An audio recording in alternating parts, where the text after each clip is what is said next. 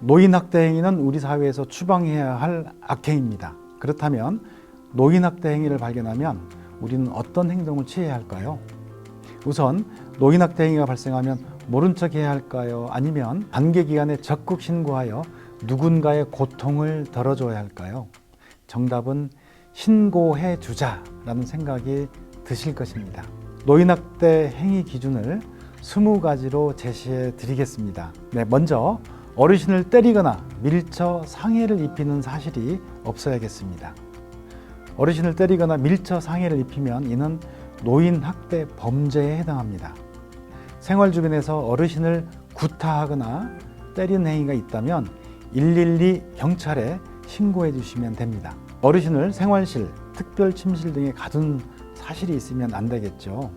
어르신의 치매 때문에 방, 베란다, 보일러실 등에 가두는 경우가 있습니다. 이는 감금이며 치매약 처방 등 의료적으로 방치하고 있을 확률까지도 높입니다. 시설에서는 어르신의 신체를 구속할 수 있는데요. 이때는 모든 법적 절차를 준수해야 합니다. 시설에서 어르신을 구속해야 할 경우에는 일시적으로 가족의 동의를 받아 시행해야 하고요. 이때 어르신의 상태를 주기적으로 살펴야 하고 또한 기록을 해두어야 합니다. 어르신을 말이나 도구를 사용하여 위협하거나 협박하는 일이 없어야겠습니다. 어르신을 대상으로 반말하기, 욕설하기, 나가라 라는 말을 하거나 협박하는 행위도 전형적인 노인학대에 해당합니다.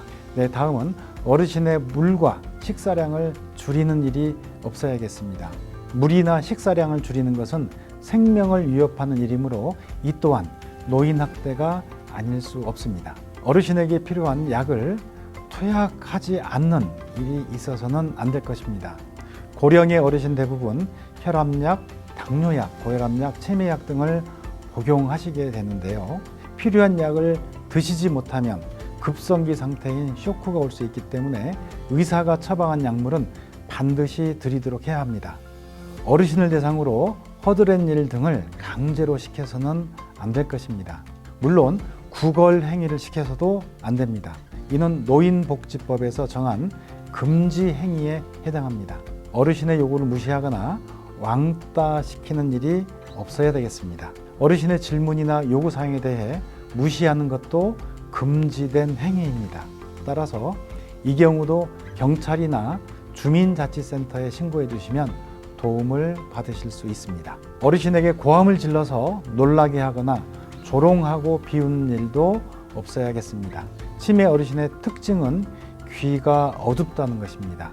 잘 듣지 못해 큰 소리로 말하는 것과 어르신을 화풀이 대상으로 하여 고함을 치르는 것은 다릅니다. 따라서 고함을 치거나 비웃고 조롱하는 경우는 노인학대에 해당한다는 점 기억하셔야 합니다. 어르신에게 반말하는 일도 없어야겠습니다. 시설에서 어르신에게 반말하는 사례가 종종 있는데요. 친하니까 반말하고 무시해서 반말하는 행위도 노인학대에 해당할 수 있습니다. 어르신을 내다 버린다고 말하는 사례가 없어야겠습니다. 부양의 경제적 부담이 크다는 이유로 치매 등 긴 간병으로 가족의 스트레스가 적지 않을 텐데요. 그렇다고 하더라도 어르신을 버린다는 표현은 가족으로부터 버림받을 수 있다는 불안감을 조성하고 심리적 위축이 동반되는 것은 당연한 일입니다. 어르신에게 성희롱 또는 동의 없이 성적 접촉을 해서는 안 됩니다. 요양시설의 경우 이러한 일이 발생하면 행위자는 형사처벌을 받게 되고 시설은 지정 취소, 즉 문을 닫게 되는 중대한 위반 행위가 됩니다.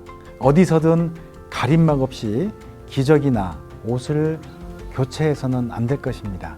요양시설에서 기저귀 교체 시 또는 의복 교체할 경우 반드시 커튼을 치거나 가림막을 설치하도록 규정하고 있습니다.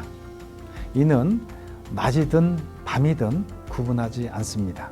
어르신이 목욕할 때 목욕실의 문을 열어두고 목욕을 실시해서는 안 되겠습니다.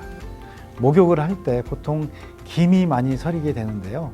김 때문에 숨쉬기가 곤란하고 시야 확보가 되지 않아 출입문을 열어놓고 목욕을 할 수 있습니다.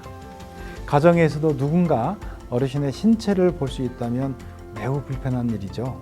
또한 목욕 후 옷을 바로 입혀드리지 않고 생활실까지 벗은 상태로 이동하는 것도 성적 수치심을 유발하므로 주의해야 합니다. 어르신의 내지는 가족의 허락을 받지 않고 어르신의 신체 사진을 촬영하는 일이 없어야겠습니다. 동의 없는 사진 촬영과 유포는 인격권과 초상권을 침해하는 것으로 그 자체가 범죄 행위로 기록될 수 있습니다. 어르신의 개인 물품을 동의 없이 처분해서는 안 되겠습니다. 이는 가족으로부터 발생하는 사례가 많지만 시설에서 종사자들이 어르신의 현금과 물품을 몰래 가져가는 사례가 없지 않습니다. 어르신의 재산을 누군가 가로채지 않도록 관심 가져주시기 바랍니다. 네, 어르신은 식사나 간식을 먹는 도중에 쉽게 질식할 수 있습니다. 이럴 때는 긴급하게 119를 불러야겠습니다. 어르신들은 쉽게 사례가 들리거나 음식물이 기도를 막아 질식할 수 있는데요. 연세 드신 어르신은 물도 꿀꺽 삼킬 수 없는 분들이 많습니다. 항상 음식물에 의해 질식하지 않도록 음식물의 종류와 상태를 살펴 제공해 드려야 합니다. 어르신들은 쉽게 낙상을 할 수 있는데요. 시설물 관리가 소홀해서 낙상하지 않도록 주의해야 합니다. 어르신들은 많은 약물을 드시기 때문에 늘 어지럽다고 하십니다. 또한 근육량이 현저히 줄어서 힘이 부족한 탓에 쉽게 낙상을 하는데요. 이때 창문 관리가 안 되면 추락할 수 있으니 치매 어르신이 계신 집안에서는 항상 대문 관리, 창문 관리를 철저히 하셔야겠습니다.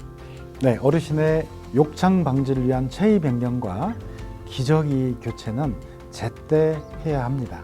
늘 누워 계시는 와상 어르신이나 편마비 어르신들은 주기적으로 체위 변경을 해드려야 하는데요. 또한 스스로 대소변을 가리지 못하는 어르신에게 주기적으로 기저귀를 체크하고 교체해드려야 합니다. 어르신들이 식사나 약, 치료를 거부한다고 해서 방치해서는 안 될 것입니다. 어르신들 중에는 스스로 삶을 포기하고 식사를 거부하고 몸이 아파도 치료를 포기하는 사례가 있습니다. 자기 방임은 돌봐주는 가족이나 이웃이 없을 경우 결국 고독사라는 사회 문제가 됩니다.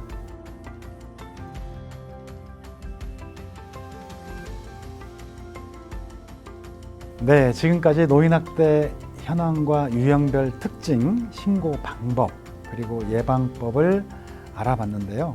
노인학대 근절을 위해서는 이웃의 도움이 절실합니다.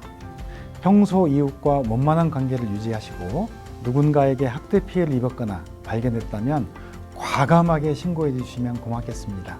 노인학대, 오늘은 이웃의 일이지만 내일은 내가 피해자일 수 있습니다. 오늘 말씀 마치겠습니다. 고맙습니다.